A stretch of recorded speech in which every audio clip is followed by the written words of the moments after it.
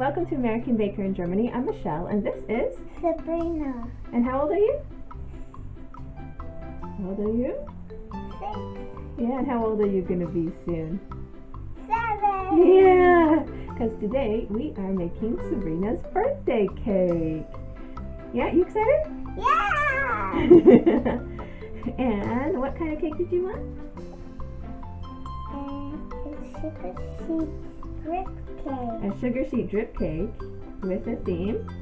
LOL surprise! Yay! We made an LOL surprise cake for you on your 5th birthday, you remember? Yeah, I do. Yeah, and it was beautiful, wasn't it? Should we show them? So let's get started. Yay! The first thing I did was make a figure to go on the top of the cake. Sabrina originally wanted 3 figures, but I ran out of time and only ended up making 1. I am making Queen Bee. I had another LOL surprise doll sitting there for size and proportion references. If you don't happen to have an LOL surprise doll to use as a reference, I actually measured all the proportions of an LOL surprise doll and wrote it all in a blog post linked in the description box below. The eyes are very large and low down in the face. I filled the eye sockets with white fondant. Then I cut out some small circles out of brown fondant.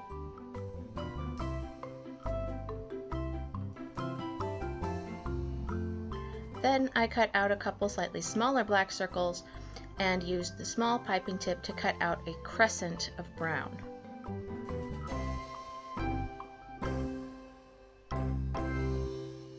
Place the pupils at the top of the eyes. The dolls are all looking up. Then place the brown crescent under it to give the eyes color.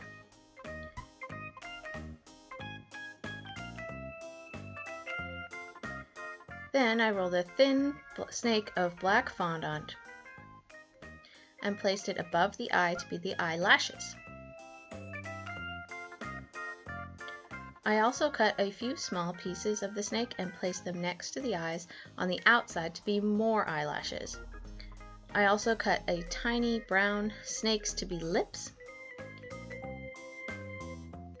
and a tiny dot for the nose and a small disc cut in half to be the ears. Then I placed the head on a small disc of brown to be the neck.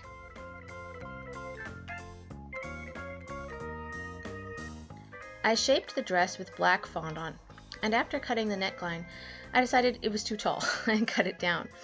I pressed a hole in the top for the neck, in the sleeves for the arms, and at the hemline for the legs. Then I painted on a strip of edible glue and covered it with gold sanding sugar to look like the glittery gold stripes on Queen Bee's dress.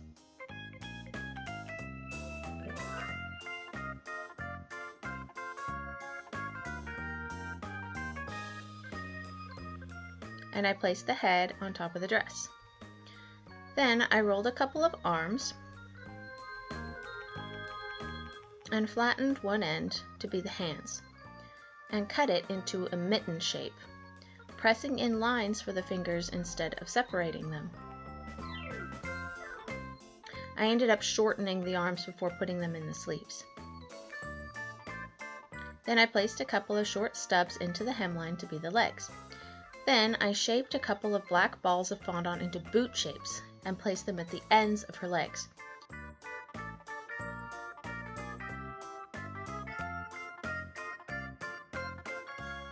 Of course, I couldn't neglect her hair. I tried out a couple of things first, but in the end, I put an oval of fondant on top to be the bangs.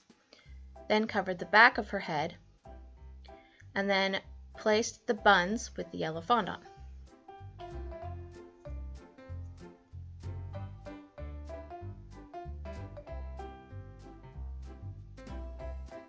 I used the handle of a paintbrush to give the hair the bumpy texture Queen Bee has, then painted on edible glue all over the hair and covered it with the gold sanding sugar.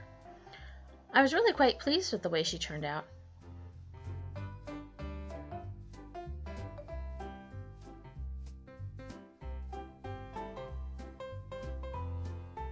Another thing I made beforehand is the LOL Surprise logo.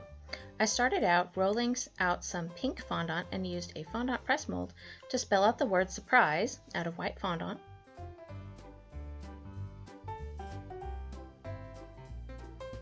and place the words on the background.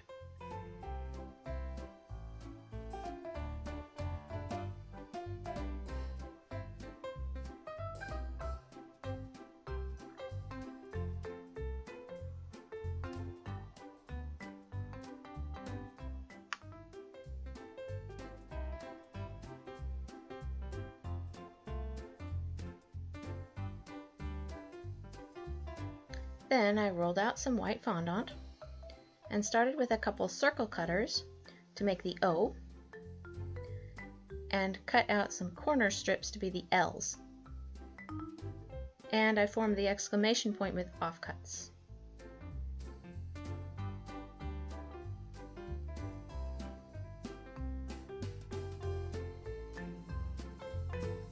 And the dots next to the LOL. Then I extruded some black strips of fondant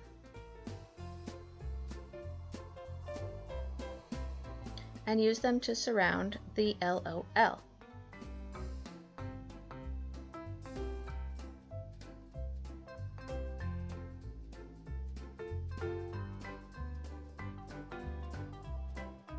As well as the dots. Then I made some tiny dots with the rest of the lines and stuck them onto the white LOL with edible glue.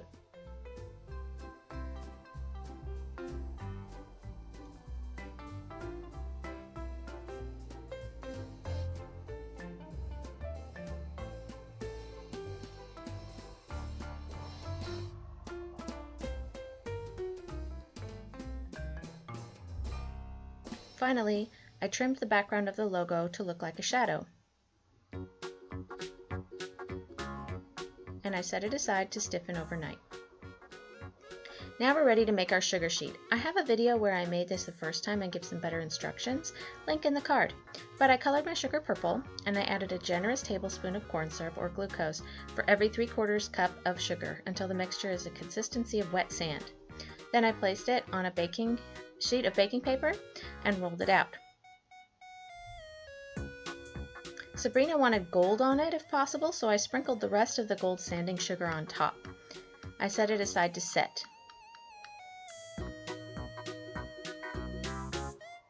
Then I prepared some meringue and colored it purple and blue. And made some meringue cookies and meringue pops to decorate the cake. I allowed them to harden in a slightly warm oven and then cool to room temperature. Now we're finally at cake. This is funfetti cake and Swiss meringue buttercream. I filled and frosted the cake with the buttercream. In case you didn't notice, I'm working in a different environment than usual. I've moved recently and have set up my baking table in our new apartment. When making this cake, I didn't have the advantage of having a fridge to help the buttercream set up since we hadn't actually finished moving. I also didn't have much time to work on the cake, so I couldn't allow the sugar sheet to set up completely. A sugar sheet should be able to set up at least 5 hours, but I could only give it 2. So this is what happens if you don't allow your sugar sheet to set up for the full 5 hours. So learn from my mistakes. If you don't have enough time, make your sugar sheet the night before instead of shortening the time of setting it up. I took off the excess pieces of sugar sheet and pressed it onto the spots where the sugar sheet didn't reach or fell off. The nice thing about a sugar sheet is that it sticks back together when pressed together. Because of this, I was just able to save the sugar sheet.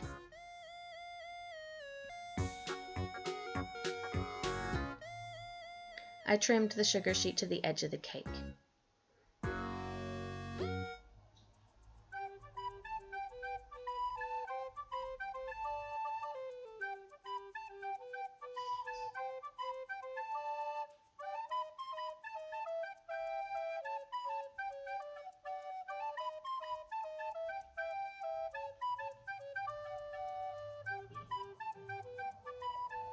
Now the drip. I was very worried that the candy melts would dissolve the sugar if I made it into a ganache, so I just melted the candy melts and placed them in a piping bag. That made the drip a bit extra thick. The next time I make a drip on a sugar sheet, I'll make a ganache. The candy mounts on the sugar didn't have any trouble at all, and there was no sign of dissolving sugar. So I smoothed the drip with the spatula.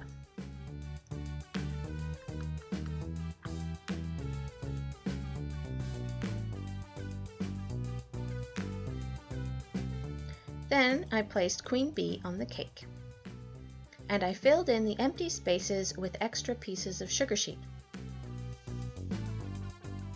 I used the LOL Surprise logo to cover the worst of the cracks in the sugar sheet. Then I placed the meringue pops and meringue cookies all over the top of the cake, and a few on the sides. Some of them were still a bit soft. These could have been made the day before as well.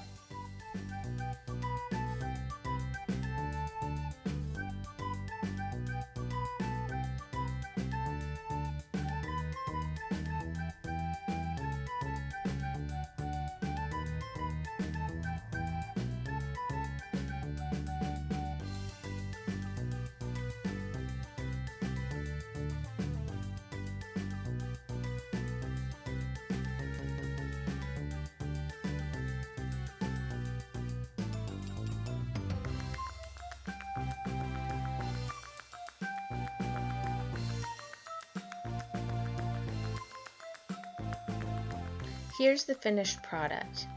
The end result was kind of a miracle with all the things that went wrong, so you decide, cake save or cake fail. At the end of the day, my daughter loved it. She thanked me about 100 times. I certainly learned a lot with this cake. I hope my experience helped you to avoid some of my problems. For more cakes and tutorials, visit my website at AmericanBakerInGermany.com. We're also on Facebook and Instagram. Subscribe for a new cake every week. Hit the notification bell to be the first to know when we've uploaded a new video.